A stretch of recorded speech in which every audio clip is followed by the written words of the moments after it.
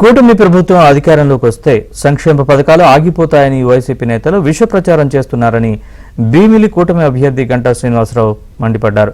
GVMC 3 డివిజన్లు ఎన్నికల ప్రచారంలో పాల్గొన్నారు. ఆంధ్రప్రదేశ్లో సంక్షేమ పథకాలని ప్రవేశపెట్టింది దివంగత మాజీ సీఎం ఎన్టీఆర్ అని గుర్తు చేశారు.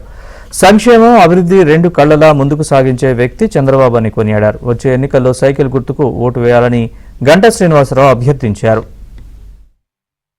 చంద్రబాబు నాయుడు గారి మీద ఒక ప్రచారం చేస్తా ఉన్నారు.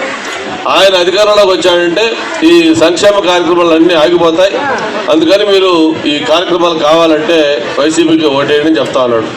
నేను మీకు ఒకటే హామీ ఇస్తా ఉన్నాను, సంక్షేమ కార్యక్రమాలు జగన్మోహన్ రెడ్డి పుట్టక ముందే ఈ రాష్ట్రంలో ఉన్నాయి.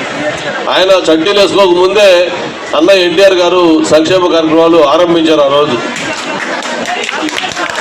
2 రూపాయల కిలో బియ్యం కావచ్చు, రేషన్ కార్డు ఇచ్చి ఆ రోజు ఈ పేదలకు ఇళ్ళు కావచ్చు, లేకపోతే పింఛన్లు కావచ్చు, ఇవన్నీ ఆ రోజు అన్న ఎన్టీఆర్ గారు మొదలుపెట్టారు. 25 రూపాయలు పింఛను, ఇళ్ళు అప్పుడు పెంకుటిళ్ళు, ఇవన్నీ కూడా స్కీమ్ కింద ఇచ్చేవాళ్ళు.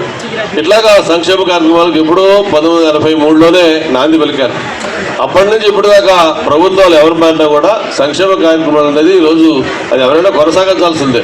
అది జగన్మోహన్ రెడ్డి వస్తే చేస్తాడు, ఇంకోటి వస్తే చేయరని చాలా పొరపాటు. జగన్మోహన్ రెడ్డి రాకముందు 2019 దాకా మనకి పెన్షన్లు రాలేదా?